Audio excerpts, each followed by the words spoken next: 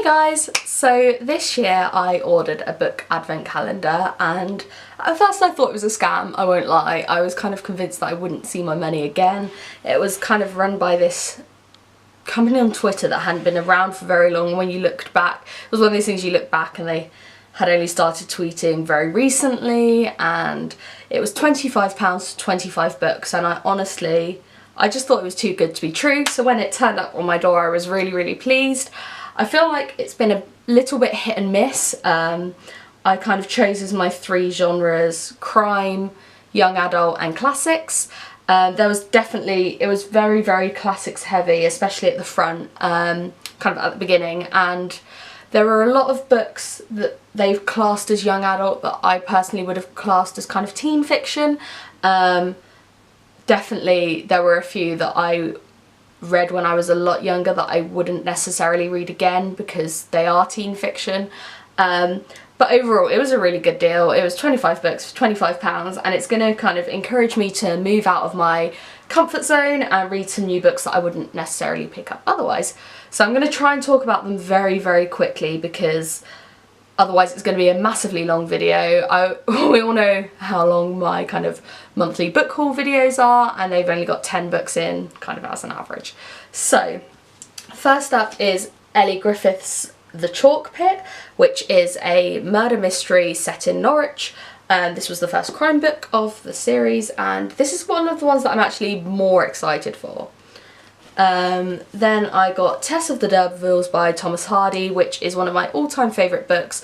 I've read it before and I love it, but I read it when I was at uni, so I'm quite happy to have another copy of it that doesn't have kind of my scrawl all over it and little post-it notes kind of marking special pages and things like that. And then we have Justice Hall by Laurie Arking, which has possibly one of my favourite book covers on. This is a Sherlock Holmes inspired book. This isn't something that I'm particularly excited to read, but I definitely will do. And then this is another one that I really love the cover of. It's called Shadow of the Hangman by Edward Marston. It is a historical crime novel, which is something that I haven't read in quite a while, so I'm genuinely quite excited to read this, and I just think it'll look really pretty on Instagram as well. Then we have Dr. Jekyll and Mr. Hyde with The Merry Men and Other Stories. I read Dr. Jekyll and Mr. Hyde quite a few years ago. I didn't have to do it for my GCSE like a lot of people did, but it's something that I would be very interested in reading again, and I don't own, so I'm quite happy I got this. And then this is kind of where things started to go a bit downhill. So this is Tess of the D'Urbervilles again. Obviously I'm not going to be keeping both copies. I haven't quite decided what I'm going to do with it yet. And then we've got the plays of Oscar Wilde, which I've never ever read any of his plays. I've read Dorian Gray and I've read a couple of short stories, so this will be quite nice to see kind of how he was as a playwright.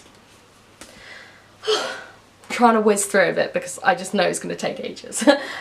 So this next one is Wednesday's Child by Peter Robinson. It says he's a #1 best-selling author. I haven't heard of him, I won't lie, I haven't heard of the book. I don't know what it's going to be like, but I imagine it's going to be quite an intense kind of crime thriller novel. And this is another crime, so this is The Girl Who Came Back by Susan Lewis. This is something that I would never normally pick up, but again it says she's a best-selling author, so it must be kind of good. And yeah, it's definitely something that I will read. And back to classics, so we've got The Picture of Dorian Gray, which I studied both at uni and at school. It's not something that I would necessarily read again because I think I've read it 4 times now and I've got 2 copies of it already. So this is another one that I'm not 100% sure of what I'll do with. And it's kind of the same with Frankenstein. I studied this at uni and at school. I absolutely love Frankenstein. I'm quite shocked that this one is so thin. But there are 2 versions of Frankenstein, and I think the earlier one is a bit longer. I've got both, and again it's something that I won't necessarily keep. Right. This is one that I'm actually really intrigued by the cover of. I would never pick this up in a bookstore, but it's something that I'm quite kind of excited to read. The only thing is that this is definitely just general adult fiction. It's not a crime novel. It's not really I wouldn't personally class it as a classic, but it is apparently a modern classic.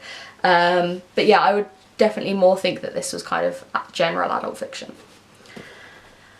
And finally, for the first half is the complete ghost stories by Charles Dickens. I've not read any ghost stories by Charles Dickens, and I love his books quite a lot, so this is something I was really excited to actually open.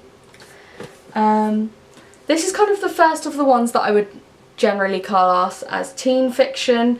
It's called You Don't Know Me. It's about a girl in a band with her best friend, I think, and how kind of that impacts their friendship. It's something that, yeah, definitely I would be kind of inclined to call teen fiction.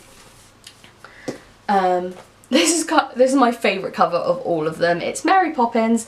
I've never read Mary Poppins, and I honestly didn't even know it was really a book. It's a Collins modern classic. It's very short, and I think it'll be quite nice to whiz through this and actually read the book behind the film. This is probably I was really quite this gave me hope at this point, because I'd had a few that I was kind of a bit disappointed by recently on the kind of advent calendar. So Every Day by David Lefevre. I'm half convinced I bought this before, but I haven't read it. I checked and I just don't know. I've definitely read the blurb a few times and I wanted to read it, and I don't know why I've never picked it up. So yeah, I'm very excited to read this. I recently read something that this author had co-authored and it was really good, so yeah, I think it'll be nice. Then we've got The Hound of the Baskervilles and the Valley of Fear by Sir Arthur Conan Doyle, which is a Sherlock Holmes book. I read my kind of first couple of Sherlock Holmes stories this year and I thought I would hate them, but I loved them. They were really easy to whiz through, and I don't think The Hound of the Baskervilles was one of them, which is obviously one of his most famous works. So yeah, that's going to be good. This is another one that I would definitely class as teen fiction. It's Private Peaceful by Michael Morpurgo. I've read it a couple of times. I probably read it when I was 11 or 12, and yeah, it definitely wouldn't be something I'd go back to. Obviously the font's quite big, it's quite small. I appreciate that it's a nice story, but it's definitely something that I wouldn't read again.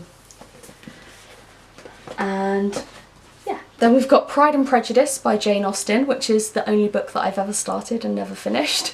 I'm a stickler for finishing books even if I hate them, just to see if they get better, or just to be like, well, I've read it, I've done it, I don't ever have to read it again. But this is something that I actually just couldn't stand. It will be quite nice to give it another go, I guess. But yeah, definitely not my favourite classic. And yeah, this is another one that that's apparently a Collins modern classic, but I would definitely class it as teen fiction rather than young adult. I know that I really do think there's a definite large gap between the two, and you can tell the difference. This is not the cover of something that is targeted at young adults. And this is kind of where I was a bit disappointed, because I'm pretty sure I'm not going to read it. I might put it up on Depop, and yeah, it's just never... I might give it a go just to see what it's like, but I kind of doubt it. Then we've got His Majesty's Hope, which is a mystery book. I was really hoping that the crime books would be more thriller crime rather than mystery crime.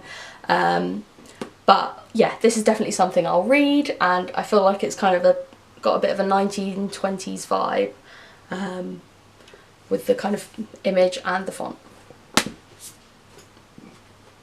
Then we've got A Colourful Death, which sounds odd. It's a Cornish mystery, and I feel like this is probably targeted at a bit of an older audience. I really don't feel as though... Yeah, I just feel like thriller crime is more of a younger audience, mystery crime is more of an older one. I don't think that this cover is targeted at a young audience at all. But this is something that I will read, and I'll see what it's like. Then we've got Crampton Hodnett by Barbara Pym. This is just general adult fiction. It's not a mystery, it's not a classic. My mum read it and it wasn't brilliant, but yeah, I'm not entirely sure if I will read it or not. And then we've got Tom Sawyer and Huckleberry Finn. I think I've read Huckleberry Finn before and I wasn't its greatest fan, but I will give Tom Sawyer a go and see what it's like, really. Then finally, something that I would actually class as young adult fiction, which is Looking for Alaska by John Green. Annoyingly, I've read this before, so I think I probably will be passing this on. But yeah, it's genuinely a very good book. So that's all of them. I managed to get through it. I really feel as though there were some really good books in there, but some kind of genuine, like, I was genuinely disappointed on a few days. I appreciate that the people that were behind the book advent calendar, it was the first year they were doing it, they were massively overwhelmed by the kind of sheer volume of orders they got and all that kind of jazz. But it's something that I definitely think I will do next year, because even with the ones that I've read before, and the ones that I wouldn't necessarily read, it's still, the ones that I've got, it still works out as being cheaper than if I'd bought them separately. So yeah, this is my massive book advent calendar haul, and now I've got to somehow fit all these on my bookshelf. I think a lot of them are going to be going on my Depop, and I might do a Twitter giveaway with some of them in, so I'll link my Twitter below if you want to have a look. And yeah, I really hope you enjoyed this video, and I will see you guys again soon. Please subscribe for more videos. Everything's going to get a little bit more bookish on here in 2018, which I'm excited about. And yeah, please give it a thumbs up if you enjoyed it. Bye!